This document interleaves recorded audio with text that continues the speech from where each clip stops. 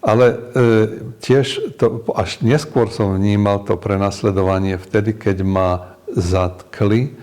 A to v čase, keď moja manželka mi zavolala, že by potrebovala, aby som ju zobral do nemocnice, bola v 8. mesiaci, lebo začala mať kontrakcie.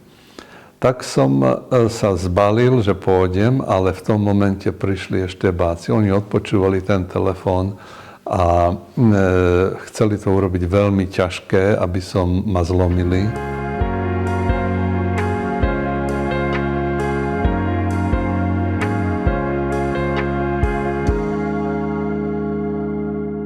Ahoj, ja som Jana z kanálu Spojka a vítam vás u 4. dielu série s názvom Prenasledovaní kresťania v Československu. Každý 7. kresťan je za svoju vieru prenasledovaný, predovšetkým v krajinách Ázie a Afriky, ale pred niekoľkými 10 ročiami sa prenasledovanie pre vieru týkalo aj nás, kresťanov v Česku a na Slovensku. A to si touto sériou chceme pripomenúť.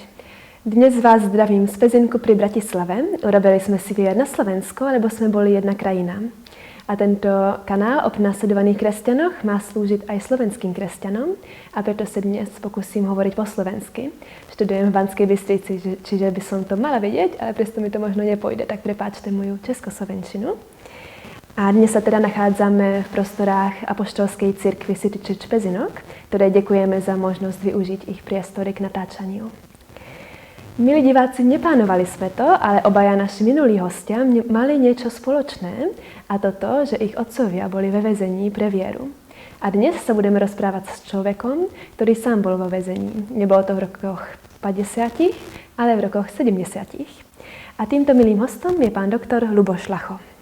Dobrý deň, prajem.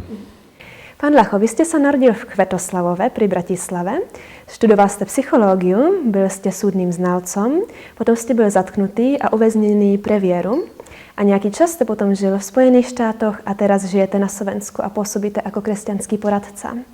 Ste taktiež spoluzakladateľom kresťanského vysielania Rádia 7, predsedom správnej rady TVR, Média a Rádia 7, a taktiež zakladateľom podporovaného bývania pre zdravotne ťažko postihnutých s názvom Svetlo domova.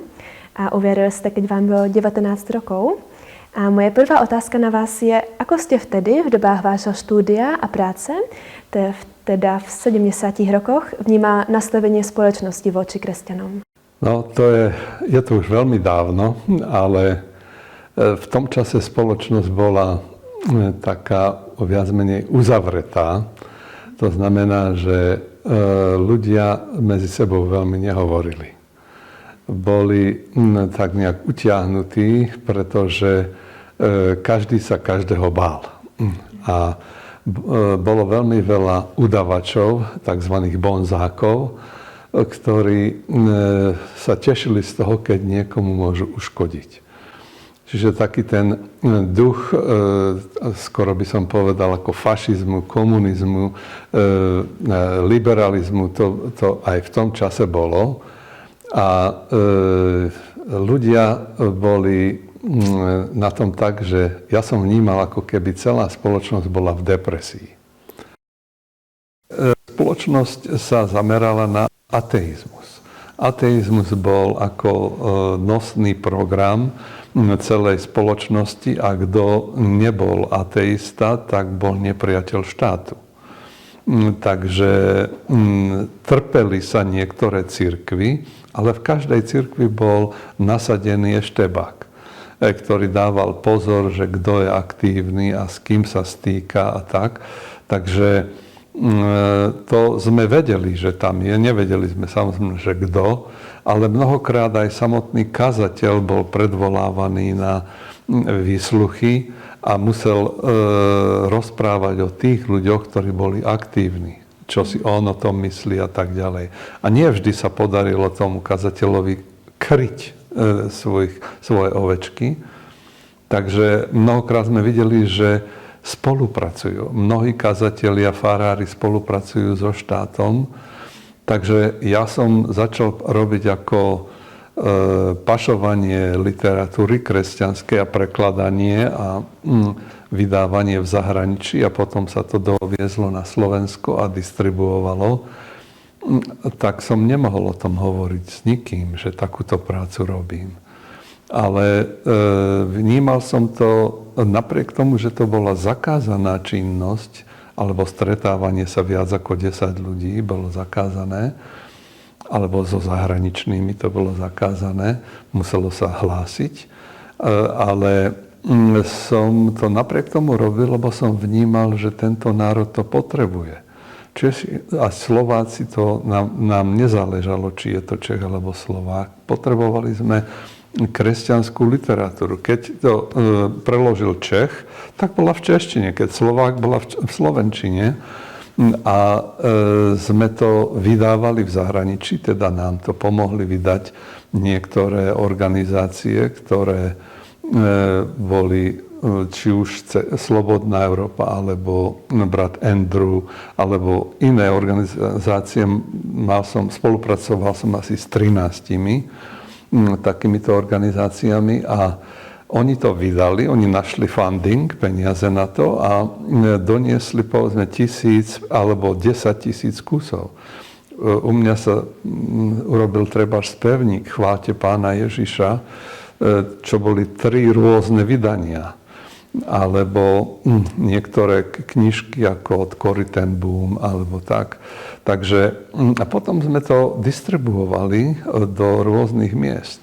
Keď, neviem, či môžem povedať, že keď niekto doniesol literatúru, že ako to prebiehalo.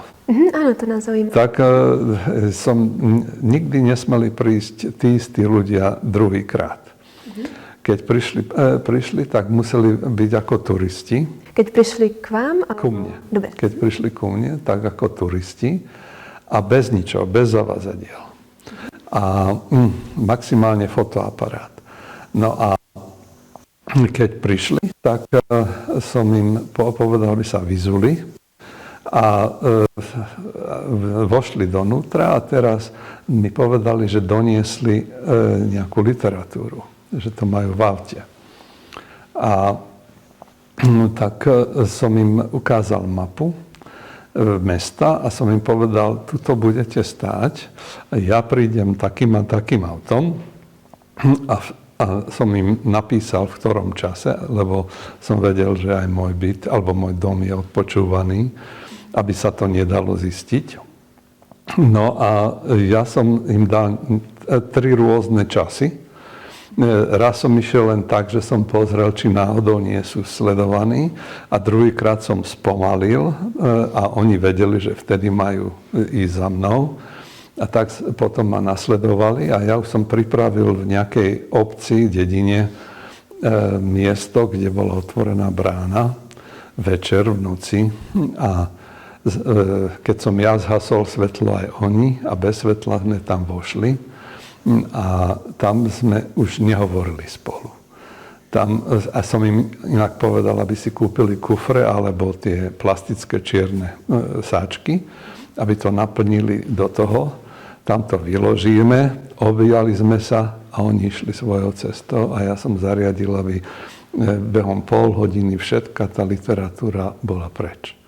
Čiže prišli bratia, každý zobral jednu tašku alebo kufor a tak a odniesli to inde. Takže a zavrela sa brána, ja som tiež odišiel a takýmto spôsobom sme priniesli tisíce a tisíce kníh a literatúry na Slovensko, aj do Česka samozrejme, aj trebárs tie farebné Biblie, také hrubé, tie detské, alebo tiež neskôršie kazety s nahrávkami kresťanských piesní. To sme robili. Dokonca mal som priateľa, ktorý bol z východného Nemecka, bol Žid a niesol mi kazety plný kufor a ho chytili. Ale on ma neudal. Bol za to vo väzení niekoľko mesiacov, ale nepovedal, že komu to nesie. Som mu veľmi vďačný za to. No, to je nádherné. No. Vím, že jste vzpomenul aj brata Andrewa. Brat Andrew byl Holanďan, ktorý za studenej války pašoval Biblie a kresťanskú literaturu do krajín východného bloku.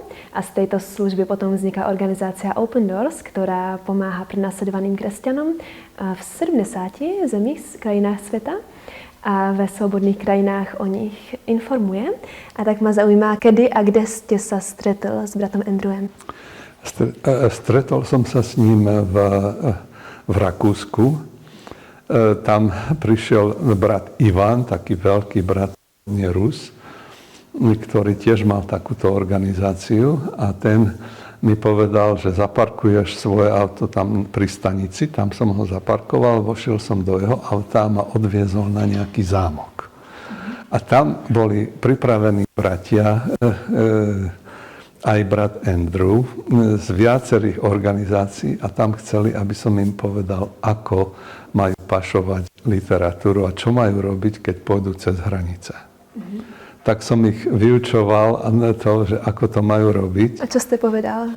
No, niektoré veci vám ani nemôžem povedať, lebo sa ešte používajú, ale niektoré môžem. To je také, že keď aby vedeli, čo ich čaká, aké zákony sú tu, že keď by im našli literatúru, že im môžu zobrať to auto, ale ich len vyhostiť môžu.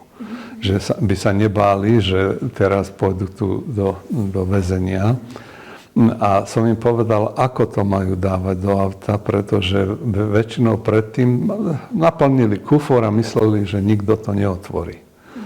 Takže som im povedal, že musia to schovať. Tak robili potom dvojité strechy a do tej strechy to tam schovali, alebo tak, aby to nebolo vidieť. Tak, aby sa videlo len prázdny kufor, alebo len s ich vecami osobnými a aby v aute sa nevidelo, že by tam sa niečo pašuje. A potom, aby si kúpili v tej krajine, kde idú, kufre alebo veľké tašky a do toho, aby to naládovali a tak, aby sa to potom dalo ľahšie distribuovať a odniesť. Tak by ich to stálo tú tašku, tá cena tašky alebo kufra, ale takýmto spôsobom sa mnohí zachránili, že neboli ani prenasledovaní, ani vyhostení, ani ich majetok nebol skonfiškovaný. Pretože predtým mali dosť veľa strát takýmto spôsobom. Takže takéto veci som ich učil a tiež ako majú reagovať, keď by boli vyslúchaní a takéto. Lebo tak bola to moja profesia, že som bol psychológ a súdny znalec v tejto oblasti, takže som poznal tie praktiky, ktoré oni robia. Takže som im dal také vysvetlenie, čo treba robiť. Veľmi si to vážili, veľmi boli vďační. Aj to tak používali. A takisto som im povedal, že nemajú chodiť tí istí ľudia znova a znova, lebo je to zaznamenané, že to musia vždy meniť. Alebo ak prídu do tejto krajiny, tak potom už nejdú do druhej, nie do tej istej. Takže takto sa podarilo v podstate dostať ďaleko väčšie množstvo literatúry do Československa, potom aj do Ruska, do ostatných týchto komunistických krajín. Pretože literatúra bola v podstate, nebolo čo čítať kresťanské a žiadne kresťanské vysielanie, nič. Len pol hodinu denne z Monte Carla Monaka, kde sme tiež pripravovali nejaké piesne a tak. Aj u mňa sa pripravovali. Ja som mal také štúdio v dome, takže tam sme to robili. Pod lampou. Vedľa mňa 2 domy ďalej býval Husák. Prezident Husák. Takže to okolie bolo strážené a tam sme to vedeli robiť. To bola veľká milosť Božia. Pamatáte si ešte možná na to, aký bol brat Andrew ako človek? Bol to taký príjemný muž, nie veľmi vysokej postavy, ale bol charizmatický človek, ktorý keď zatkli nejakých ľudí, treba v Iraku, tak šiel rovno za prezidentom Husajnom a mu povedal, že počúvaj, máš tu 3 ľudí, mojich ľudí, ktorých si zatkol. prepusti ich, ja pôjdem miesto nich tam, kde ty si ich dal. Ale potom Husajn povedal, Andrew, on sa s ním kamarádil vtedy, tak... S kým? S Husajnom. To bol prezident Iraku. Tak prepustil tých ľudí a aj lebo ho požiadal, alebo bol ochotný ísť do väzenia miesto nich. Čiže to bola sila charakteru a odvahy urobiť niečo také, takže som si ho ja osobne veľmi vážil. To je krásne počuť od niekoho, kto ho osobne stretol. Ale vráťme sa teraz k vášmu príbehu a k tomu, ako sa vás osobne dotklo prenasledovanie za vieru. Ja som to nevnímal ako veľké prenasledovanie, ja som si robil svoju prácu, veril som, že Boh ma bude ochraňovať aj moju rodinu, lebo som vedel, že Pán mi povedal, že toto mám robiť. Hoci to bola nebezpečná práca, ale nikto z veriacich nechcel také niečo robiť, nechcel ohroziť svoju rodinu. Ja som to robil a aj ma chránil Pán, mnohokrát som to videl v praxi. A tiež, keď sme sa mali stretávať, tak sme mali takú vlastnú reč. Sme čítali také, že sa to volalo, že chlieb života. Ale viem, že som bol sledovaný, že moje telefonáty boli odpočúvané. Vytvorili sme si taký iný jazyk, keď sme medzi sebou sa rozprávali po telefóne a dohadovali sme si nejaké stretnutie a všetci sme čítali to isté v ten istý deň. Takže, a tam sme to používali ako reč medzi nami. Povedzme, že pamätáš na ten chlieb, niekedy bol aj tvrdý, ale teraz na tom 3. mieste, to bol 3. riadok, tak to bude ten čas, kedy ho znova budeme piecť. No a tak sme, každý vedel, že v tom čase sa stretneme buď na chate, ale podľa toho, čo sme riešili, na chate v Harmónii, Skala sme to nazývali, alebo u mňa doma, alebo u niekoho doma.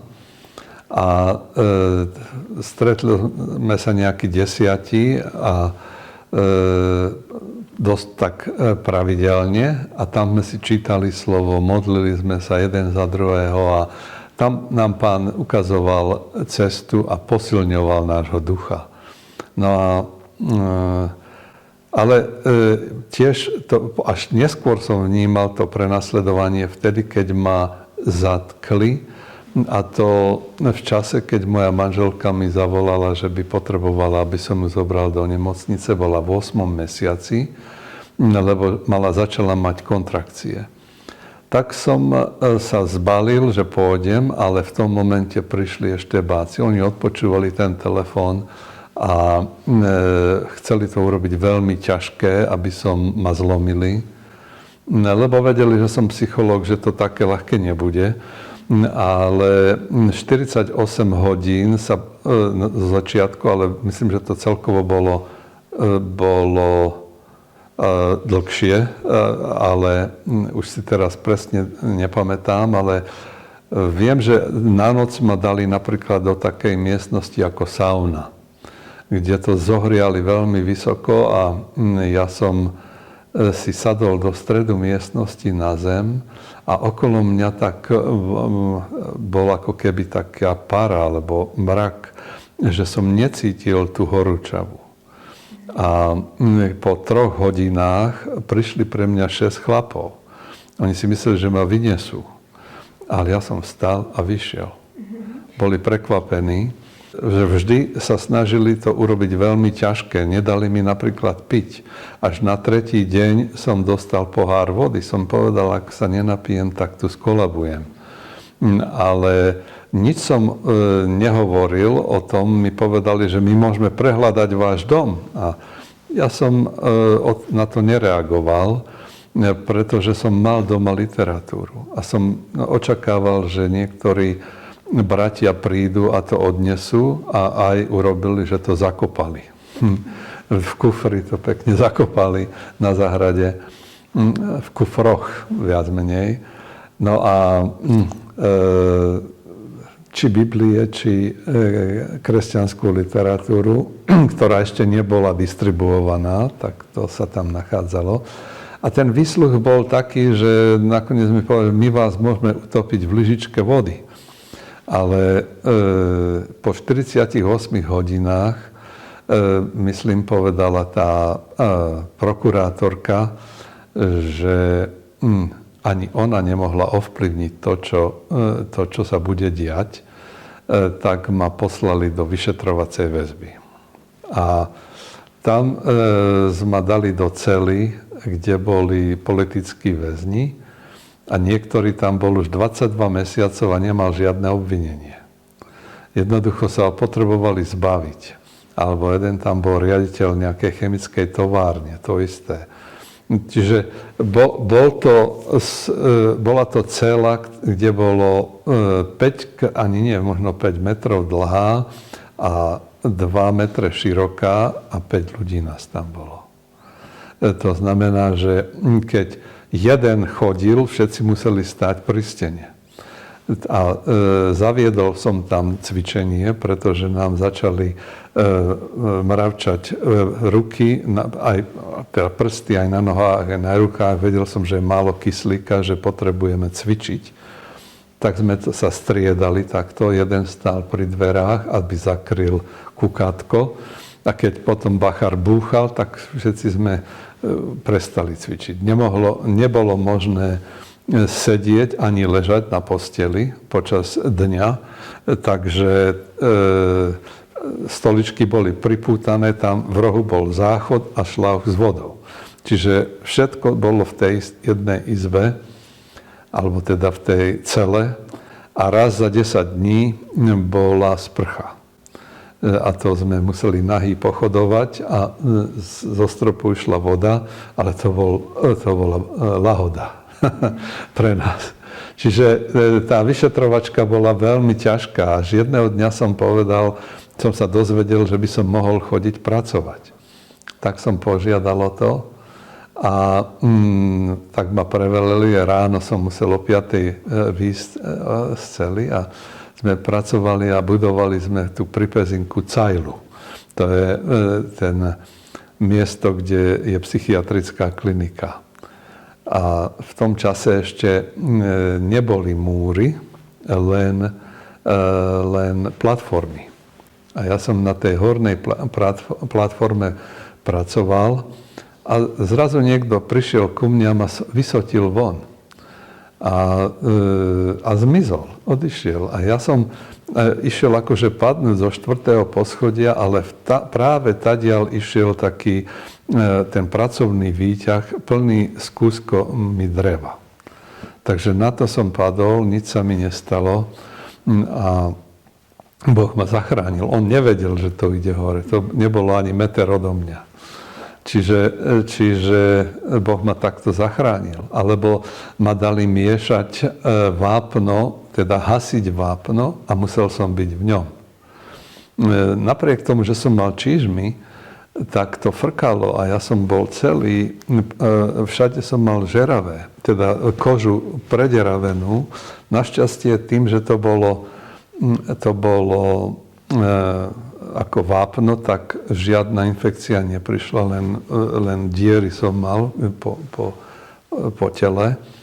A už som myslel, že do toho padnem, keď bolo 5 hodín, sirena oznámila koniec dňa. Okolo mňa boli bachári, ktorí sa radovali a sa pozerali, čo so mňou bude. Lebo ja som bol muž na likvidáciu pre nich. Ale keď padla, tak aj pre nich padla. A tak ja som vystúpil a až vonku som spadol. 2 väzni pribehli a ma odtiahli, zobrali do autobusu. Takže tam bolo mnoho takých situácií, kedy som mal byť zlikvidovaný, ale sa to nestalo. Až po 4 mesiacoch ma presunuli do Leopoldova, čo bola najťažšia väznica. A tam som tiež zažil mnoho príbehov. Co bylo tím důvodem vášho zatčení alebo tím obviněním? No, zavolali ma ako súdneho znalca k jednému väzňovi, ktorý sa pokúsil o samovraždu obesením v cele. Ale ho ten bachár odrezal a tak zavolali mňa, že či by som s ním hovoril. Tak to bola taká špeciálna miestnosť na takéto vyšetrovanie, tak tam som ho doviedli ku mne. Ja som medzičasom popozeral tú miestnosť, či tam není nejaký mikrofón alebo niečo, nič som nenašiel, ale bol. Ale keď prišiel tento človek, mi povedal, on plakal a povedal, že on nebude žiť. Že jemu ani testy nemusím dávať, že to jednoducho, že on by tu mal byť viac ako 8 rokov a práve sa mu narodilo dieťa, že sa rozhodol, že si ukončí život. A ja som vnímal, že ak ja jemu nepoviem evanjelium, tak jedného dňa Boh bude jeho dušu vyhľadávať odo mňa. Tak som mu povedal cestu spasenia, aj som sa s ním modlil. Keď som sa začal za ňo modliť, padol na zem ako hruška z ostromu, ale už svoj život si nevzal. Lebo neskôršie som ho videl. Z diaľky, ale videl, že tam je. Ale to bol dôvod, prečo mi dali taký paragraf, že marenie výkonu úradného rozhodnutia, kde povedali, že som vyniesol jeho listy z väzenia a poslal jeho manželke. Čo nebola pravda, ale to obvinenie tu bolo a mal som súd. A ten súd bol taký, že tá sudkyňa povedala mojej tete, ktorá ju poznala osobne, že ja ho musím prepustiť a nemám nič na ňo. To, čo tam hovoria, to je nezmysel. Aj zavolala tých vyšetrovateľov, ktorí mali svedčiť a tí boli napití a v podstate nekonzistentnú výpoveď povedali. Tak povedal, a bol to taký súd verejný, že tam boli aj moji rodičia, aj niektorí disidenti. A spravila to tak, že ma prepustí. Lenže počas pojednávania zrazu niekto prišiel bez zaklopania až k nej a položil jej listoček na stôl. A povedala mojej tete, vieš, čo tam bolo napísané? 16 mesiacov, ty alebo on. Vtedy pochopila, že tak nepôjde ona do väzenia a musí to dať. Tak mi dala 16 mesiacov a nepodmienečne. Takže ma potom prevelili do toho Leopoldova, to bolo vyše 300 rokov staré väznica a tam sa diali zase zvláštne veci. Ako ste tak vnútorne prežíval ten váš pobyt vo väzení? Tak vnútorne som vnímal, že odtiaľ výjdem.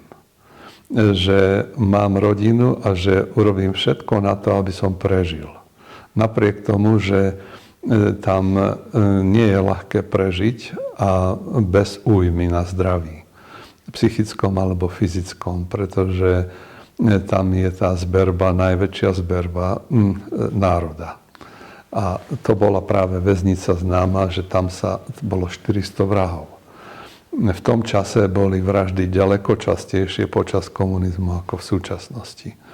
Takže, lebo som sám bol súdny znalec a prevažne vraždy som robil. Takže to sú také veci, ktoré tam je ťažké prežiť, ale vedel som, že Boh je so mnou, a tak som si hneď na začiatku napísal všetky veršíky, ktoré som vedel naspamäť na papier, ale každý verš, každé slovo zozadu, opačne, že to nikto nevedel prečítať, iba ja. A schoval som si to v takej pukline v stene, ale každý deň som si zmanažoval to vybrať a prečítať. A tie verše ma posilňovali, lebo to už bolo viac ako 4 mesiace, čo som nemal Bibliu. A človek zabúda. Ale som si tam napísal hodne veršov, ktoré som ešte vedel, preto som si povedal, je dobre sa naučiť Božie slovo naspamäť. A tak som to si čítal takto a to ma posilňovalo. To bola veľká vec. A keď som bol v takej situácii, to jeden príbeh vám poviem, taký, ktorý ma najviac vtedy oslovil, že zrazu ma preložili do cely, kde boli 4 vrahovia. A o jednom z nich som čítal v novinách, že trest smrti bol vykonaný. A on tam žil. Vtedy som pochopil rýchlo, že to je tu na to, aby robil špinavú robotu. A mal nôž. A nielen on, ale aj tí ostatní. Tak som si spravil nôž z lyžice, ktorú som mal na podlahe, som si to brúsil. A spal som s tým tak, že tuto som ju držal. Posledný som zaspával a prvý vstával. Ale po týždni už som mal také zovrenie okolo srdca, že som vnímal, že buď ma zapichnú, alebo dostanem infarkt. Ale na deň ma odtiaľ vždy brali do takej inej cely, kde som mal pracovať. To bola ako väzenská nemocnica, kde mi väzenský psychológ a psychiatr dávali prácu, aby som za nich tú prácu vykonal a oni mali viac menej voľno. No a tam som jeden deň si povedal, že dneska nebudem pracovať, dneska sa budem len modliť. A som kráčal hore-dole v tej miestnosti a modlil som sa. A jak som tak oslavoval Pána a tak som bol vďačný, že mi zatiaľ dal život a všetko, tak pol hodinu predtým, ako bola večierka, ako zazvonil, teda siréna oznámila koniec dňa, o 9:00 to bývalo, tak zrazu Pán ku mne hovoril. A ja som cez celé telo počul taký hlas, že kochaj sa v Hospodinovi a dá ti žiadosti tvojho srdca. A ja som nevedel, že to je niekde napísané, takéto slovo, ale bolo to zo Žalmu 37, verš 4. A zrazu som odpovedal na ten hlas, a ako, Pane? A som počul, že chvál ma. Tak som začal chváliť Pána, ako som najlepšie vedel.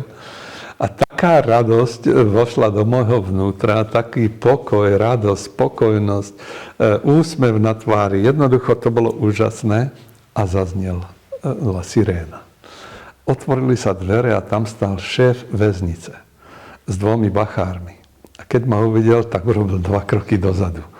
Vtedy som vnímal, že aha, toto je to, čo Mojžiš, keď prišiel z vrchu, že nemohli sa pozerať na jeho tvár, lebo žiarila. Moja tvár žiarila, ja som bol istý. Celý som žiaril. A tak mi povedal, že pôjdem pred ním, tak som išiel pred ním do jeho kancelárie. Tam vošiel dnu za vrch stola dozadu a mňa dal na druhú stranu a bachárom povedal, aby vyšli von. Tak som tam stál a vyťahol nejaký papier a stále pozeral, nevedel to pochopiť, že som taký radostný. Vyťahol papier a tam mi čítal všetky možné obvinenia, ktoré žiadne nebolo pravdivé. A hovorím, pán kapitán, ani jedna z tých vecí nie je pravda. A viem, odkiaľ to máte. Neviem, odkiaľ mi prišla taká myšlienka, lebo som o tom nikdy nepočul. Máte to od 8. A 8 bola 8. správa EŠTB, ktorá robila paseku práve tam vo väzení. Oni tam nosili drogy, zbranie alebo čokoľvek, aby niekoho zlikvidovali. A tí napísali takýto list. A keď to počulo do mňa, tak povedal, ak 8 je proti vám, tak ja som na vašej strane. A roztrhal ten list. A hovorí, čo môžem pre vás urobiť? Dajte ma do inej cely, som mu povedal. Ešte tú noc, ten večer ma preložil do inej cely. Na druhý deň ráno mi doniesol knihy, lekárske knihy a povedal, budete robiť domáce úlohy pre moju ženu, ktorá študuje medicínu. A viete, ako sa volal tento pán? Kapitán Láska, šéf väznice.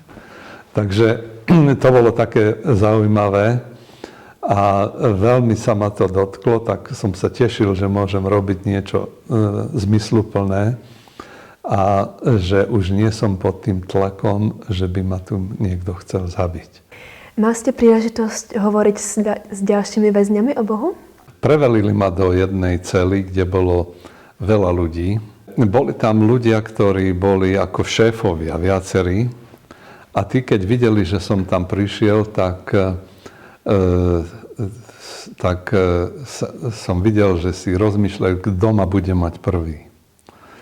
A ja som vnímal, že ja musím niečo urobiť, tak som povedal, že mám niečo na výmenu.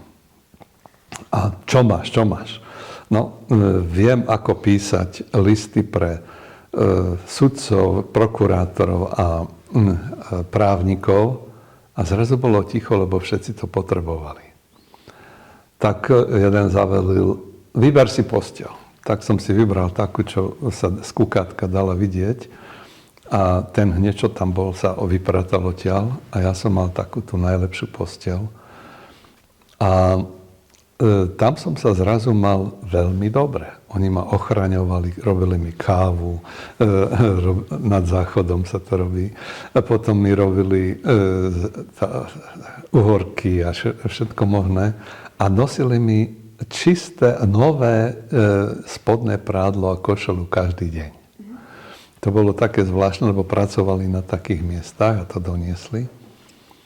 A tí ma ochraňovali. A eštebáci nevedeli pochopiť, že prečo ja tam sa mám tak dobre medzi takými tými najťažšími väzňami. Až tam, lebo ja som každý večer, keď haslo svetlo, tak som im povedal, že im porozprávam rozprávku. A rozprával som im príbehy z Božieho slova.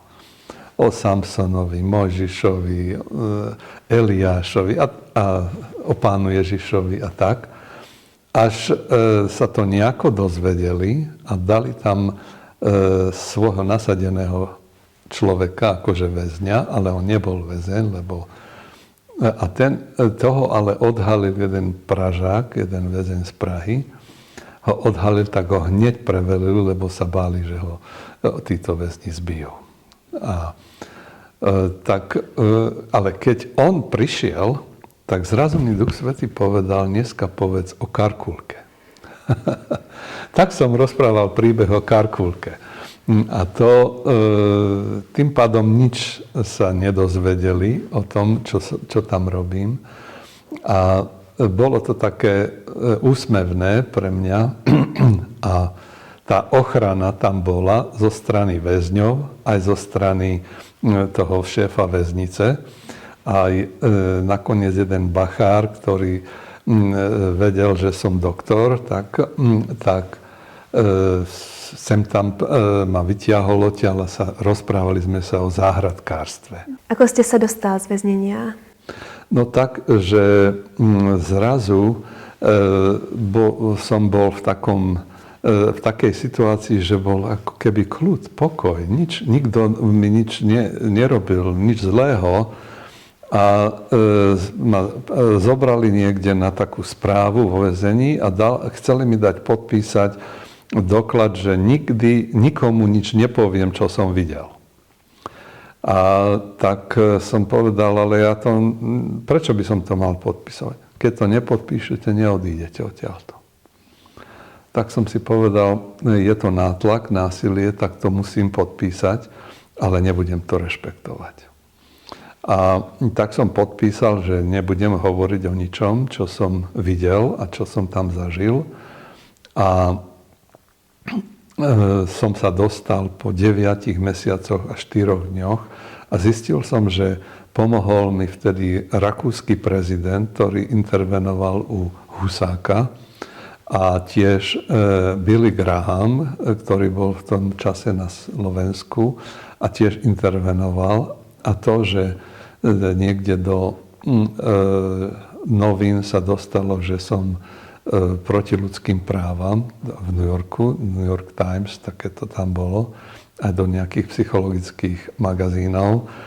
Takže zrazu bolo pre nich neúnosné ma držať vo väzení, keďže celý svet už o tom vie, že som tam proti ľudským právam, ktoré v Helsinkách podpísali, tak ma prepustili a s tým, že tým pádom som mohol znova ísť pracovať, pretože som tam nebol celý rok, takže som mohol znova ísť do práce v mojom obore.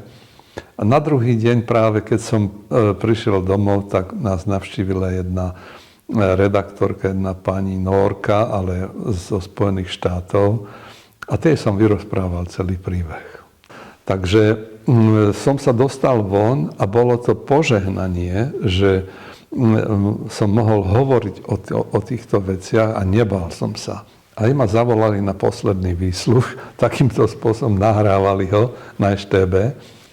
A ten vyšetrovateľ mi povedal, že my vás môžeme zničiť, vy rozprávate a hovorím, to ste sa pokúsili. To v zhromaždení alebo v kostole máte nasadených ľudí. Vo väzení som už bol, to už poznám. A čo, mi môžete vziať život? Pošlete ma do slávy Božej. Urobíte so mňa martýra. Ja nemám strach z vás. Tak zrazu bol celý červený, vypol nahrávanie a povedal, choďte. A už ma nikdy nezavolali. Jednoducho som pochopil, že keď sa nebojíme, tak nám nemôžu ublížiť.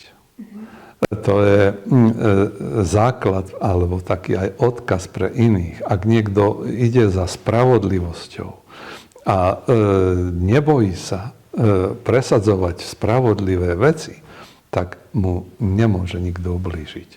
Čo z toho všetkého prenásledovania pre vás bylo najťažšie a ako ste to zvládol? Myslím si, že to najťažšie bolo to, že som vedel, že doma mám deti a že ma potrebujú. A že pre nich to musí byť tiež ťažké, tak som sa veľmi za nich modlil.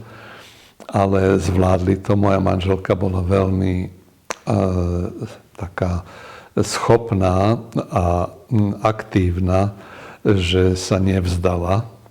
Že aj keď každý týždeň prišiel policajt ju skontrolovať, že či sa náhodou nezbláznila, tak povedala, že všetko v poriadku, lebo mala tam aj sestru, alebo sestry dve, ktoré jej pomáhali a jedna tam aj bývala potom s ňou. A veriaci ľudia boli veľmi takí ústretoví, že napríklad jedna sestra, ktorá mala 6 detí, vdova, tak jej doniesla 600 korún. To je ako dneska 600 eur. A dala jej to.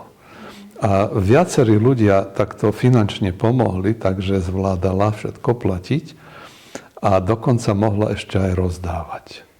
Čiže to bolo úžasné. Samozrejme, že keď neskôr som týmto ľuďom to sa snažil vrátiť, aj keď to nechceli, ale bol som vďačný, že sú takíto ľudia okolo nás, že sú bratia a sestry, ktorí vedia pochopiť tých, ktorí sú v ťažkostiach. A ako ste sa dostali psychicky cez ten ťažký zážitok väznenia? Odpustil som.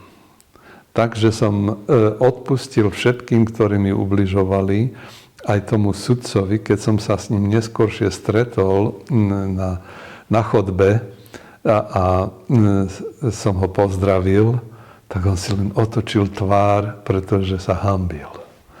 Čiže ja tým, že som odpustil, tak ja som nedržal žiadnu horkosť. Tým, že človek nedrží horkosť a hriech je vyznaný, tak je posvetený. Pán Lacho, vy sám ste bol vo väzení pre vieru. Viete, aké to je, alebo aké to môže byť? A tak sa chcem spýtať, ako sa môžeme modliť za kresťany vo väzení?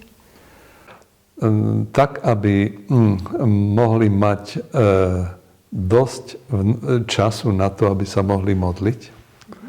aby ich sem tam niekto mohol navštíviť. V súčasnej dobe tie návštevy sú možné, v tom čase za komunizmu veľmi neboli. My môžeme sa modliť za veriacich, ktorí sú kdekoľvek prenasledovaní, aby Pán ich zachoval.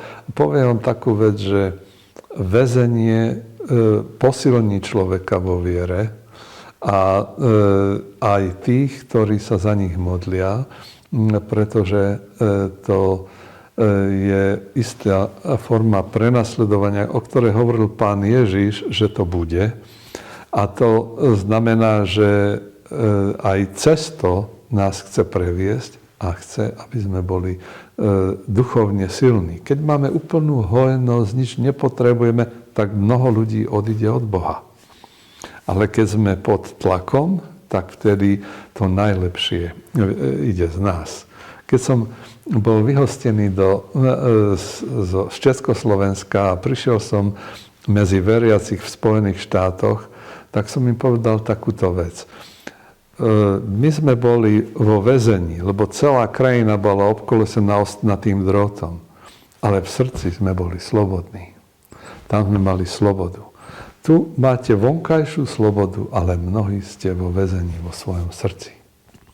A tak som sa modlil za to, aby som im mohol pomáhať. Tak vzniklo vlastne kresťanské poradenstvo v mojom srdci, že som začal pomáhať ľuďom, ktorí boli v srdci vo väzení. Napriek tomu, že si mohli dovoliť všetko. Ďakujeme za tieto modlitebné námety, aj za celý tento rozhovor, cez ktorý sme mohli vidieť, že žiť pre Ježíša nie je iba o krásnych momentoch, ale môže to byť aj ťažké. Predovšetkým teda pro kresťany v krajinách, kde je to napríklad zakázané a kde nemôžu žiť vieru slobodne. Spomeňme dnes v modlitbě na tých kresťanov, ktorí sú vo väzeniach v Iráne, v Eritreji a ďalších krajinách. Na tých, ktorí sú odlúčení od rodiny, sú bití, chorí a zúfalí. Aby slovy Pána Lacha, aj keď vo väzení, v srdci mali slobodu.